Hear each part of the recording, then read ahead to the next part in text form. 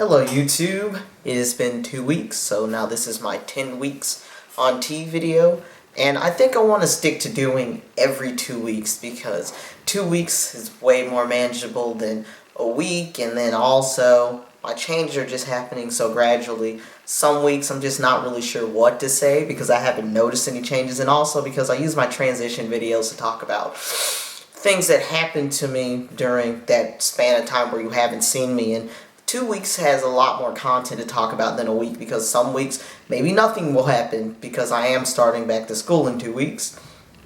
But these past 2 weeks have actually been quite eventful. And before I get too far into the video, my 8-week video I know is really late. I filmed it, got really busy with Christmas and did not have a chance to upload it. So when you upload it, it will not have any progress pictures. I'll just take pictures of what I look like 10 weeks and put them in.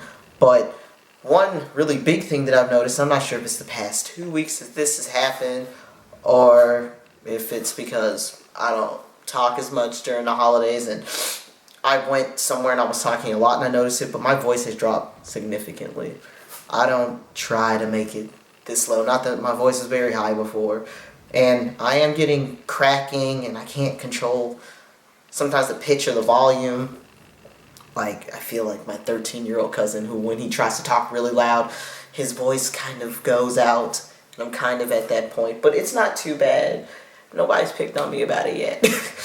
And another thing that's happened also is just more body hair, like, on my legs. Not my legs, on the, like, upper part of my thighs were pretty naked before, but once again, hair over my knees and hair to the point where it actually curves. So that's a little strange to get used to. And then I feel like even though I haven't been going to the gym like how I want to, I have been going. I have lost some weight, but I think something that has more to do with testosterone than with my hard work in the gym is like my shoulders. I feel like my shoulders they always have pulled on my t-shirts, but they're pulling even more. And I look boxier because I put a sweater on and I looked kind of big, and I realized, oh, my shoulders were filling out all of the room in that sweater. So that's good. And I can't think of the last time that I've really heard a ma'am. I think I'm passing a lot more now. Like, my family might misgender me, but not really strangers anymore. And maybe it's because some changes in my face that are really subtle that maybe I don't notice, but other people do. So, you know, things like losing some fat in my face. And then facial hair is becoming more prominent. Like, I have hair right here. I have darker hairs coming in up here. I didn't have hair here before, and now I do. And then I have some chin hairs coming in. Not sure if I should experiment and let it grow out because people still can't see it right now.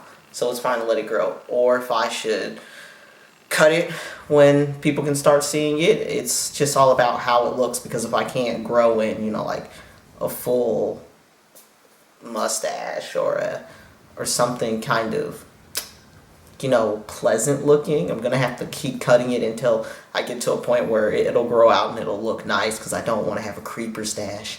That's gross. And other than that, I haven't really noticed any other changes besides the ones I always list, like feeling more comfortable with myself and things of that nature. But what I find interesting that I really don't like, which is something that most trans people probably notice, is how much people believe they should have access to personal information about you once you tell them you're trans. Like, I can't, it happened at this conference I went to, and then another thing, I think I was just meeting another person, and the fact that because you find out that I'm trans, you then ask me, what was your name?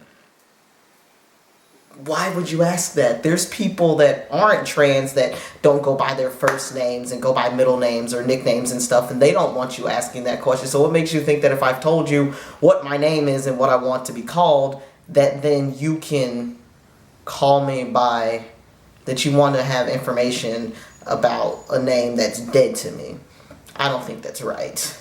And another thing is people then asking, because you tell them that you're trans, about the surgeries and stuff that you've had. And that's annoying because, once again, what gives you the right to know that, right? I don't go up to, and it's more so because we have this body policing thing, right? It's because in our minds we want to be able to still put people in categories, so we want to know what they do have versus what they don't have, instead of just knowing the people for the reasons that we deal with them. So as in, how do they have conversations with me? What do they think about? What do they like? Who are they as a person rather than the shell that they're in? So when I walk around, I don't think that when I talk to people that, I should, if I'm trying to become friends with a cis male, for instance, ask them how big their penis is. People would think that that's ridiculous. Or if I was to ask a woman, what size breasts does she have? Or is she thinking about getting an augmentation or a reduction? Or, does a guy pump? I mean, that's how I feel when people start asking me about what surgeries I've done and what I'm doing with my body. Because some of these things are personal and are none of your freaking business.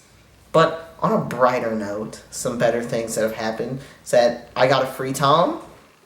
And man, my free time is amazing, but I did not pay that astronomical price that most people paid. I'm in a group on Facebook, and I'll leave a link in the description, called FTM Connect. And Benson, he's a fantastic and wonderful guy. It might take him a little bit of time to respond to you because this is not his full-time job, and he does have a family and another job. But essentially in his group, what he does is he offers deals to us trans guys for free Tom prosthetics, and the deals can be anything from, he puts them up for auction and starting at $50 or $60, so you could get, a 4-in-1 with a Paint Plus upgrade for $50. Or he sometimes has sales where he'll just say, he's doing a sale, this is how much something will be, and then he might throw in a free pair of rodeos. And if you guys don't know what those are, that's underwear it's an underwear harness, so it's underwear, but it has a ring and a pouch built in so that it's traditionally used for putting dildos in, or putting packers that are also meant for play and to use during penetrative sex. But also, they are a trans-friendly company, so they do have some rodeos that are meant for packing, that are packing friendly, and they have pouches. And that's like a $40, $50 pair of underwear, and sometimes he'll just throw those in there.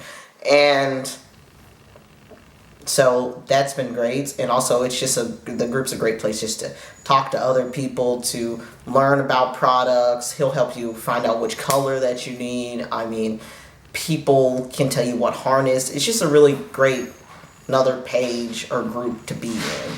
Because another thing around prosthetics is that we know in general what people are saying, but we never really get to talk very closely with a person that just got theirs, or that they're having frustrations, or whatever the case may be. I'm not having any problems with my prosthetic though. It looks great. I'll do a review on it. It looks great. It feels real. The details are fantastic. And I do not have a harness yet, but I am practicing, and I have not leaked once yet.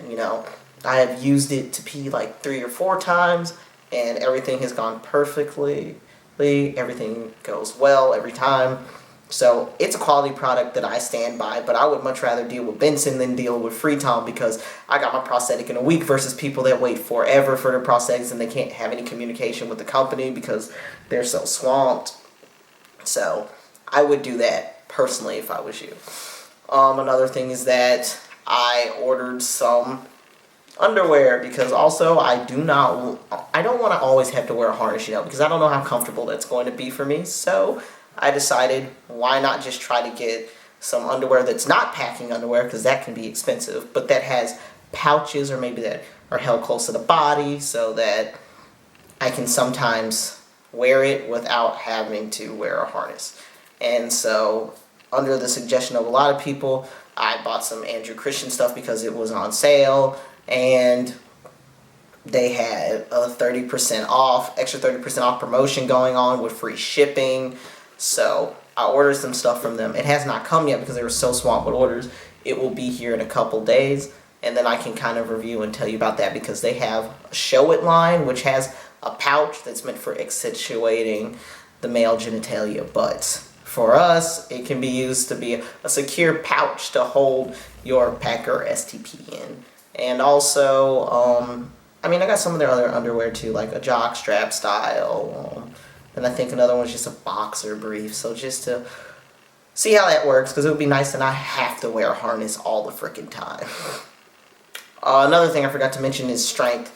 My strength is up, you know. In the past, before I was on T, if I would stay out the gym for too long, the amount of weight that I would be able to lift would significantly go down when I came back to the gym. But with this, I'm not struggling. I could probably do heavier weight, but because I don't have anyone to spot me, I am slowly increasing my weight so I can make sure that I can lift it myself and be safe.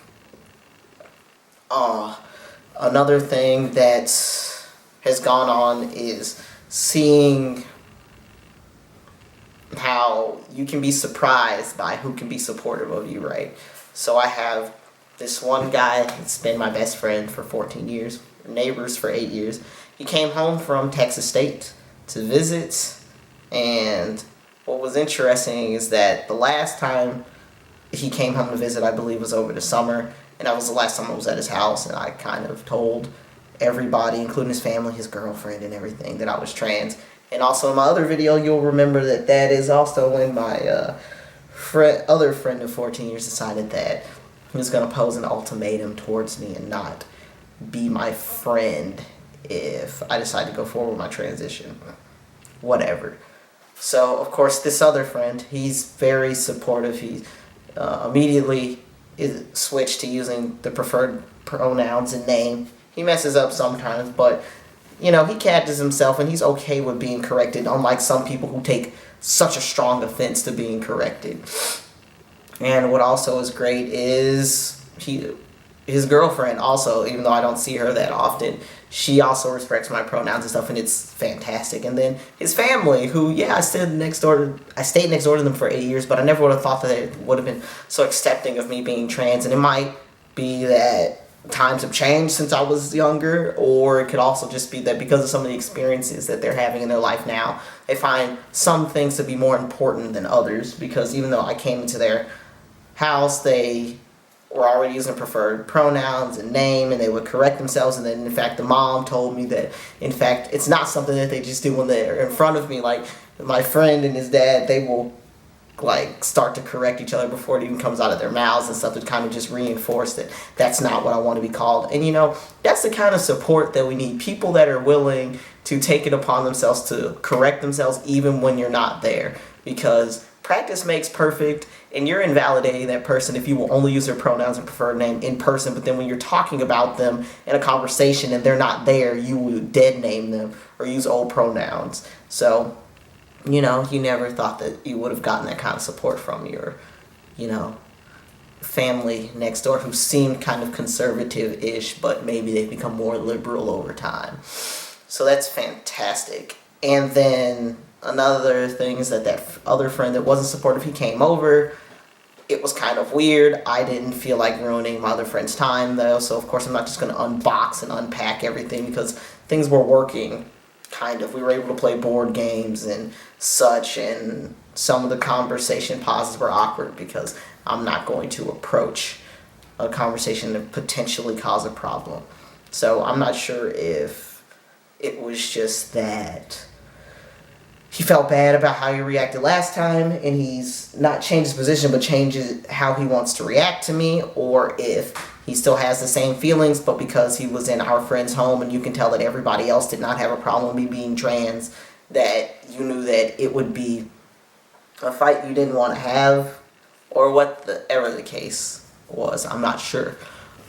But he did not react strangely, and he said he wants to see us again, and so I'm just going to guess that that means that he still wants to be friends, but once again, I don't see him very often, so by the time he does see me again, it might be quite a shock to him, maybe what I look, sound like by that time. So I guess it'll give him time to digest it or whatever.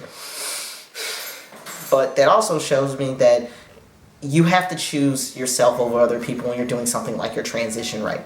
Because I could have chosen not to transition right then and there because of what he said. But look, I started testosterone, and then he still decided later when we were together to talk to me. And who knows, years from now, maybe it won't matter and he will still talk to me. So you shouldn't hold yourself in suspension just because of friends or family, as long as you can support yourself and you have a way out of this situation, because they have their lives to live. They're living them. You need to live your own.